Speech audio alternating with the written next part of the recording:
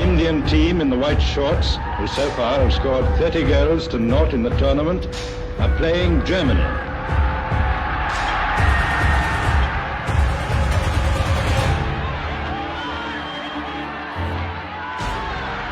India score.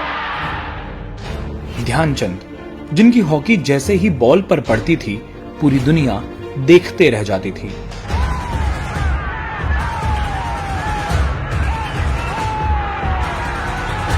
जैसे कि ball Dhyanchand की हॉकी स्टिक से चिपक जाती हो। जहां जहां ध्यानचंद वहां वहां बॉल।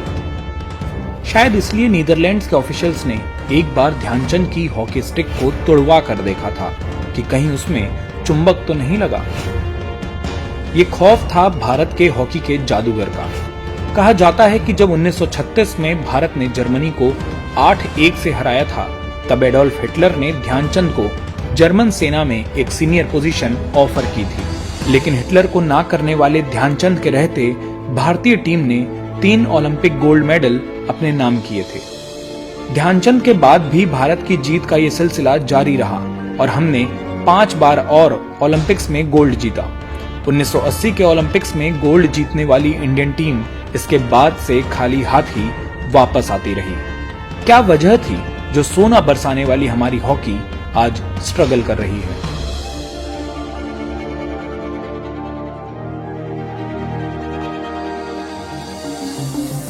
(1928) के ओलंपिक्स में जब भारत की टीम भेजने की बात आई तो इस टीम को बनाने के लिए काफी मशक्कत की गई।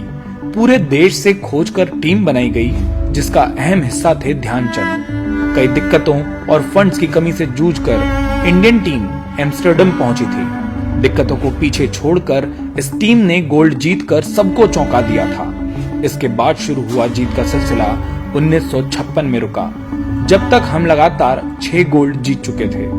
इसके बाद भी 2 बार और भारत ने ओलंपिक्स के गोल्ड मेडल अपने नाम किए। लेकिन 1970 के दौर में हॉकी में आए एक बदलाव ने भारत की हॉकी का नक्शा ही बदल दिया। इस दौर में हॉकी खेलने के लिए सिंथेटिक पिच आई।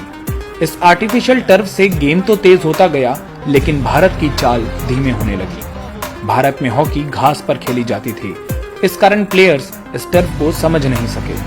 1976 के ओलंपिक्स में जब पहली बार ये टर्फ इस्तेमाल की गई तो हमें 7वां स्थान मिला। इस एस्ट्रो टर्फ की कीमत बहुत ज्यादा थी और इसलिए भारत में ये खिलाड़ियों तक नहीं पहुंच पाई। जब घास पर हॉकी खेली जाती थी तो भारतीय खिलाड़ी ड्रिबल, पास और ट्रैप जैसी कलात्मकता दिखाते थे, लेकिन टर्फ पर हॉकी खेलने के लिए स्किल से ज्यादा ताकत और तेजी की जरूरत होती थी, जिसमें ऑस्ट्रेलियन और ब्रिटिश खिलाड़ी बेहतर साबित होने लगे। उस दौरान भारतीय हॉकी फेडरेशन से जुड़े लोगों ने भी इस फैसले को चुपचाप मान लिया और खिलाड़ियों को बिना सुविधा सिर्फ परेशानी का सामना करना पड़ा। साल बीतते गए, हॉकी पिछड़ती गई और ये खेल भारत में लोगों के दिमाग और दिल से उतरने लगा। उसी दौरान 1983 में हमने क्रिकेट में वर्ल्ड कप जीत लिया। हारती हॉकी से लोगों को जीतता क्रिकेट अच्छा लगने लगा और वो क्रिकेट के दीवाने होते गए। इसके बाद हॉकी किसी भी आम खेल की तरह हो गई।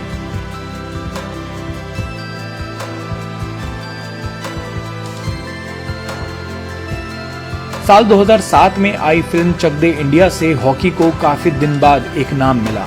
इसके बाद कोशिश की गई देश में हॉकी को फिर से जिंदा करने की। कई कैंपेन चलाए गए और लोगों का उसमें साथ भी मिला। कई ऐसे काम भी हुए जिसने इंडियन हॉकी को एक नई जान दी। साल 2013 में आई हॉकी इंडिया लीग ने इस खेल को लोकप्रिय बनाने के लिए काफी कुछ किया और ये एक कमर्शियल सक्सेस भी साबित हुई।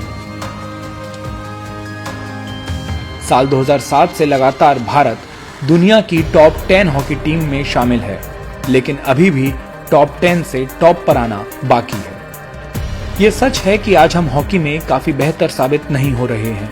ये भी सच है कि सालों से हॉकी में हमने कोई टूर्नामेंट नहीं जीता है, लेकिन इसकी गुनहगार क्या सिर्फ हॉकी है?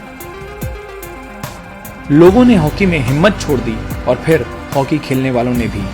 स्टेडियम में आज भारतीय खिलाड़ी गोल मारकर दर्शकों को ढूंढते हैं। अगर हॉकी से बेहतरी चाहते हैं तो हॉकी के लिए भी बेहतर करना होगा। काफी कुछ बदल रहा है, पर काफी कुछ बदलने की जरूरत भी है। कभी सोना उगलने वाले इस खेल को थोड़ा सा तपाने की ही तो जरूरत है।